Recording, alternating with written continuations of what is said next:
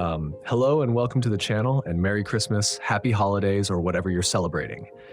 I hope you're having an absolute belter of a festive period. But let's be real, even during the holidays, football never stops, does it? And for some clubs, the anxiety never stops either. Today, we're diving deep into the relegation dogfight, specifically focusing on how some strategic January signings could be the difference between Premier League survival and championship heartbreak. We're kicking things off with Leicester City. Now, it's been a tough old season for the Foxes, hasn't it?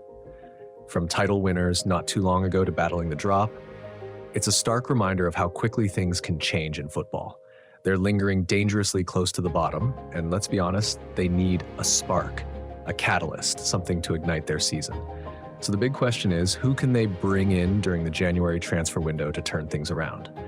I've been racking my brains, analyzing their squad, looking at their weaknesses, and I've come up with a couple of potential signings that I think could be game changers.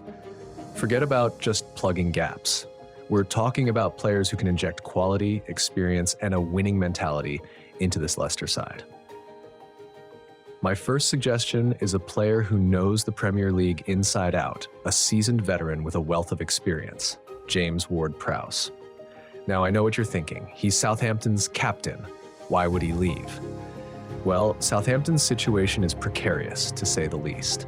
And if Leicester comes knocking with a decent offer and a clear plan on how he fits in, it could be tempting for Ward-Prowse. Think about it. Leicester's midfield has been lacking that consistent creative spark. They need someone who can dictate play, deliver pinpoint passes, and, of course, provide that deadly set-piece threat. Ward-Prowse is arguably the best free kick taker in the Premier League, and his ability to create chances from dead ball situations could be absolutely crucial in tight relegation battles.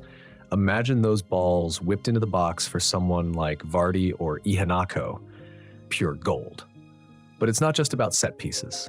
Ward-Prowse is a tireless worker, a true leader on the pitch, and he brings a level of professionalism and experience that this Leicester side desperately needs.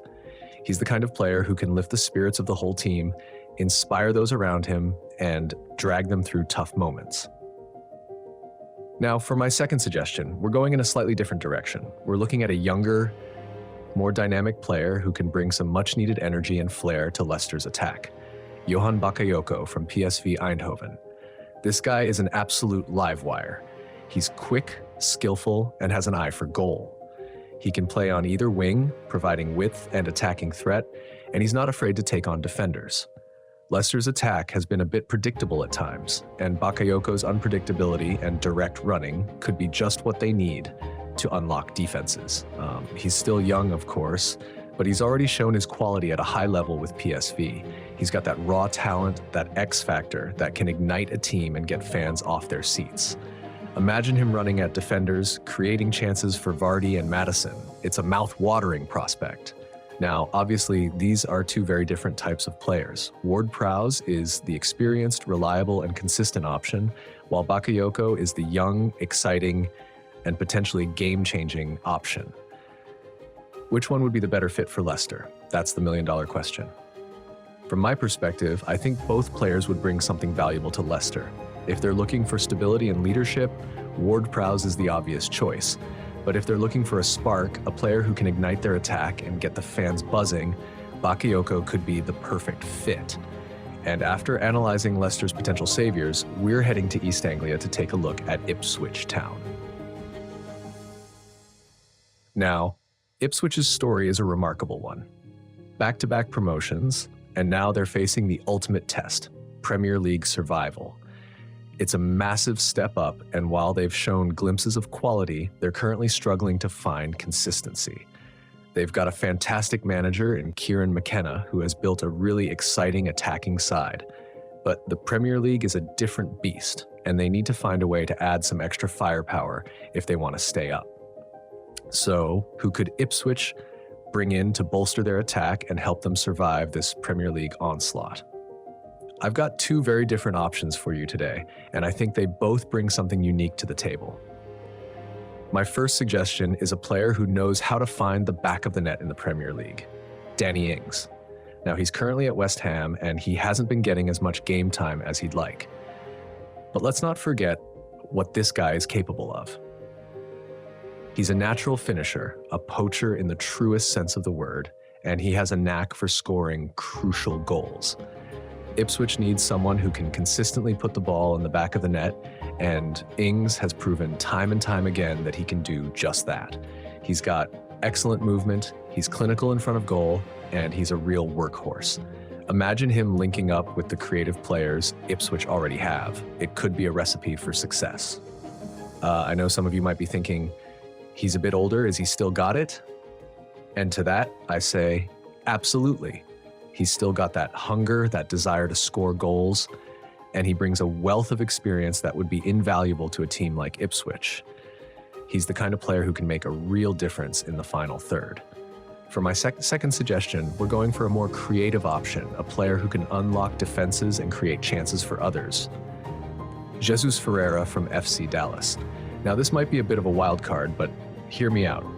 Ferreira is a highly talented attacking midfielder who has been tearing it up in the MLS. He's got incredible vision, a fantastic passing range, and he's a real threat from set pieces. Ipswich needs someone who can create opportunities for their strikers, and Ferreira has the ability to do just that.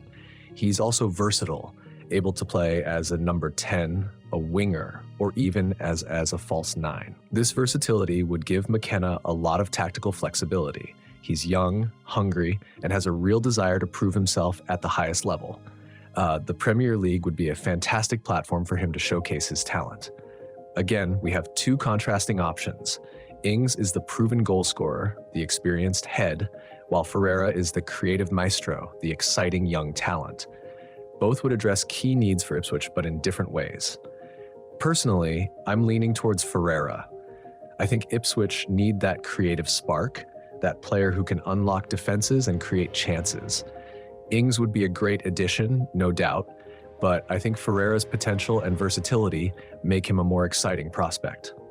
And after looking at Leicester and Ipswich, we're heading to the West Midlands to analyze Wolverhampton Wanderers, or Wolves, as we all know them. Now, Wolves have been struggling to find the back of the net this season, and that's putting it mildly. They've been defensively solid at times, but without goals, you can't win games, and you certainly can't stay in the Premier League. They've lost some key attacking players in recent times, and they haven't adequately replaced them. They need a spark, a goal scorer, someone who can provide that cutting edge in the final third. So the question is, who can Wolves bring in during January to solve their attacking woes? I've been digging deep, looking at potential targets, and I've come up with two players who I think could make a real difference for Wolves. My first suggestion is a player with a proven track record of scoring goals in top leagues, Jonathan David from Lille.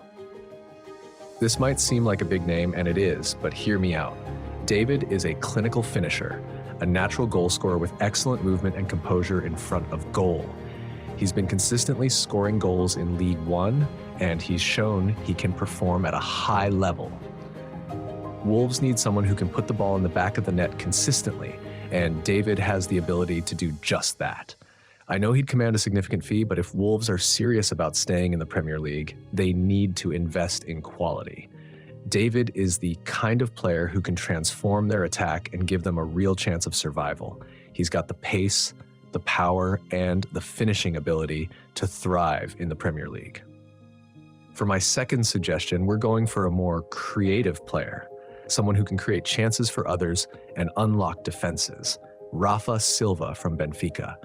Rafa Silva is a highly skilled winger with incredible dribbling ability and a fantastic final ball. He's been a key player for Benfica for years, and he's shown he can create chances and score goals at a high level. Wolves need someone who can provide that creative spark, that ability to open up defenses and create opportunities for their strikers. He's got that flair, that unpredictability that can make him a real handful for defenders. He's also got a wealth of experience playing in European competitions, which would be invaluable to a team like Wolves. Again, we have two different types of players.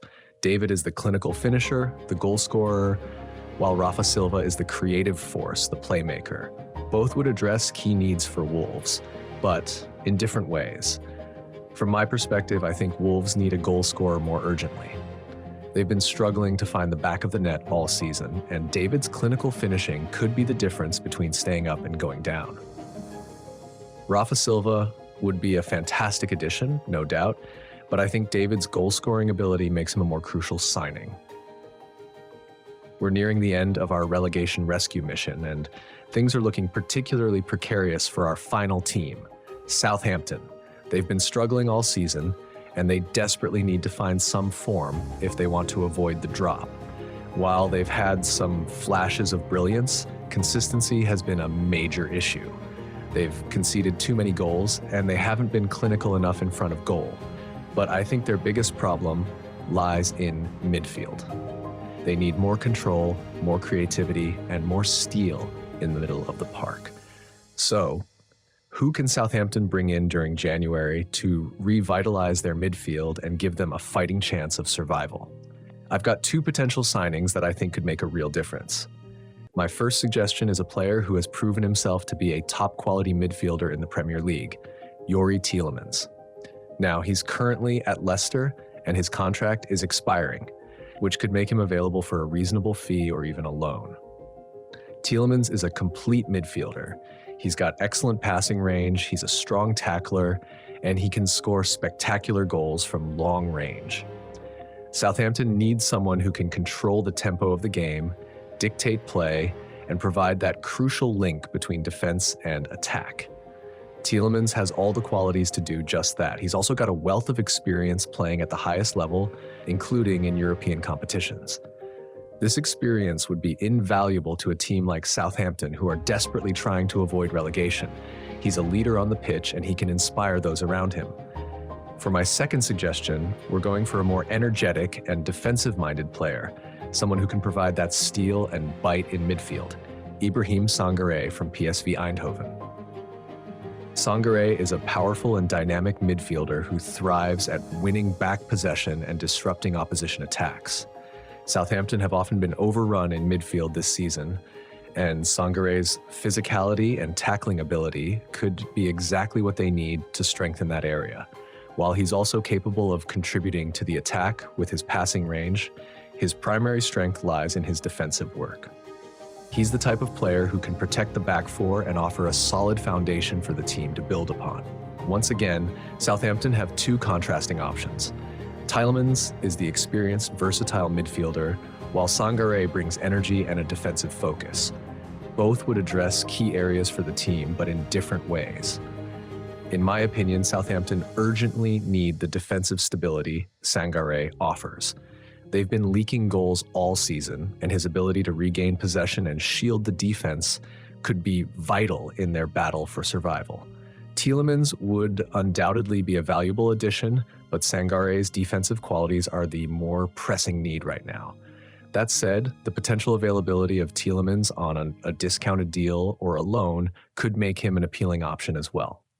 We've assessed 4 struggling teams and suggested potential January signings who could make a difference in their Premier League survival bids. Let's quickly review the players we've discussed. For Leicester City, the experienced James Ward-Prowse, a leader with set-piece magic, and the explosive Johan Bakayoko, a winger with pace and unpredictability. For Ipswich Town, Danny Ings, a proven goalscorer, and Jesus Ferreira, a creative force who can unlock defenses. For Wolves, Jonathan David, a clinical striker, and Rafa Silva, a winger with flair and creativity. And for Southampton, the complete Youri Tielemans, offering skill and experience, and the robust Ibrahim Sangaré, providing much-needed steel in midfield. Of course, these are just potential suggestions, and whether these clubs actually pursue these signings remains to be seen. However, analyzing their needs and identifying players who could make a real impact is crucial. The January transfer window represents a vital opportunity for struggling teams to strengthen their squads and improve their chances of survival. The right signings can provide an immediate boost, both on the pitch and in terms of team morale. But it's not just about individual talent. It's about how these players fit into the overall system, how quickly they adapt to the Premier League's demands, and how they contribute to team chemistry and spirit.